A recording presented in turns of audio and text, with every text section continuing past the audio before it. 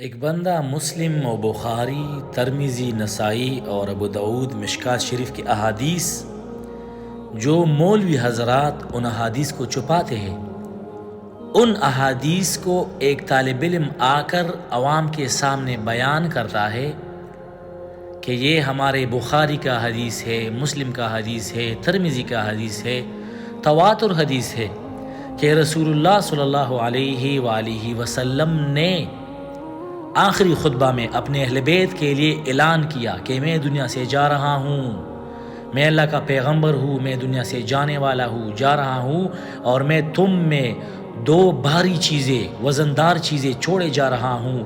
ایک کتاب اللہ ہے اور ایک میری اہل بیت ہے۔ ایک اللہ کا کتاب ہے، ایک میرے اہل بیت ہے۔ اللہ کی کتاب اور میرے اہل بیت دونوں کو مضبوطی سے پکڑ لینا، تم ہرگز لن تضلوا بعدی ابدا، تم لوگ ہرگز گمراہ نہیں ہو جاؤ گے میرے بعد۔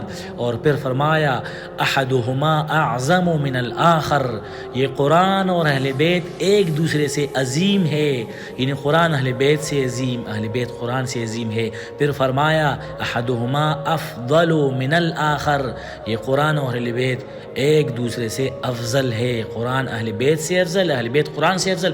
پھر فرمایا لا تقدموہما فتہلکوا، اے میرے صحابہ کرام، میرے اہل بیت سے اور قرآن سے آگے بڑھنے کی کوشش نہ کرنا، فتہلکوا، تم ہلاک ہو جاؤ گے۔ ان حدیث کو کس کس بندوں نے سنا ہے؟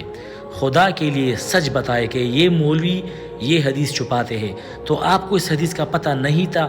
اگر آپ کو پتہ تھا تو کسی نے آپ کو بتایا، اگر پتہ نہیں تھا تو اب تو آپ کو حدیث کا پتہ چلا۔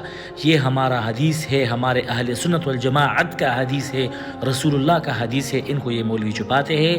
آپ نے یہ حدیث سنا، ہر کسی تک پہنچاؤ، رسول اللہ کی آخری خطبے کا پیغام پہنچاؤ، تاکہ لوگوں کو اہل بیت کا مقام معلوم ہو جائے۔ جو لوگ ان کو چھپاتے ہیں وہ رسول اللہ کے ساتھ خیانت کرتے ہیں، رسول اللہ کے اولاد کے ساتھ بغض کرتے ہیں، رسول اللہ کے اولاد کا جو مقام ہے وہ عوام سے چھپاتے ہیں۔ لہٰذا ہم رسول اللہ کے ماننے والے ہیں، اس کے امتی ہے، رسول اللہ کے اولاد سے محبت بھی کریں گے۔ اور جب رسول اللہ نے کہا کہ میرے بعد اہل بیت کو پکڑو، ان کی تابعداری، پیروی قرآن کی طرح کرنا، تو ہم پر لازم ہے کہ ہم ان پیغام کو رسول اللہ کے تمام امتیوں تک پہنچائیں۔ وما علینا الا البلاغ المبین۔